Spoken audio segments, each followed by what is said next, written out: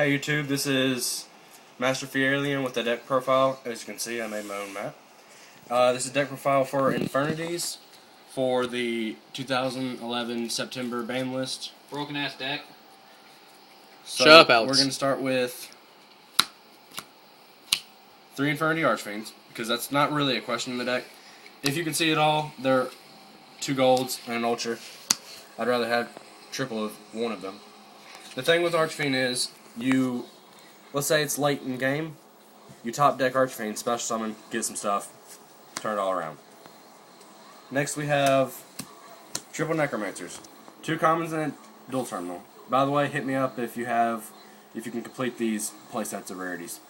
Necromancer, needed for the deck, summon it, goes to defense, use its effect, special summon Archfiend while you have no hand, and then Archfiend's effect, get Beetle, then do some stuff. Next we have triple Beetle. Major tuner of the deck. And I think it's pretty much self-explanatory, you know? Pretty much. Summon, effect, send to grave, get 2 more, sink, bone. Next we have double Infernity Mirages. Well, just look at the card if you don't know its effect. But more self-explanatory on how this card can turn an entire duel around. Next we have double secret Dark Grephers. They won't be up for trade unless you want to downgrade me and give me some more Greffers.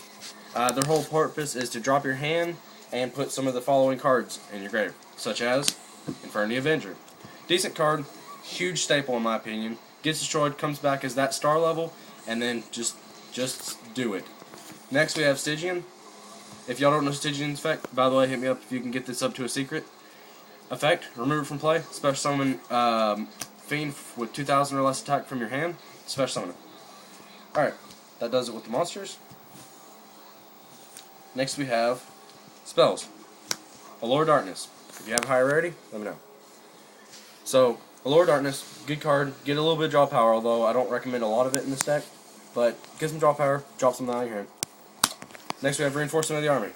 Yes, I know I only have 1 warrior, and that's Dark Grepher, but it's just too good. Next we have Infernity Launcher. Well, no comment. Next we have double swords, because this format you must run double swords if you have double swords. Next we have 3 MSTs. I find 3 MSTs a huge thing because if all else fails, you can destroy your own stuff, wipe some backfield, or nuke your opponent's field. Just whatever you need. Next we have Smashing. Smashing's only in here until I can get a Solemn Judgement, and then I'm going to work on getting Solemn Warning. Next we have 1 for 1. 1 for 1, set it, next turn, draw a monster, send it, get Mirage, summon Mirage, go for a lot of stuff. Just go. Foolish? Well, you're always going to want a monster in your grave. The best decks in the game run Foolish. Next, Book of Moon. Say your opponent gets some big dude out, and you Book of Moon it, and then they cry. Because no one runs this card. No one runs cards, it's good. Next we have Dark Hole, and then Monster Reborn. That's it for the spells. Last we have triple Infernity Barrier. Not a question in the deck. It pretty much has no cost. I just can't see a reason to not run it. My personal opinion, don't run it. Don't run the deck without it. Next, double calls. Well, added with Infernity Barrier, you call the haunted something, and then Infernity Barrier because it has to be an attack. Next we have Inferno. Get some stuff in the grave and drop some stuff out of your hand.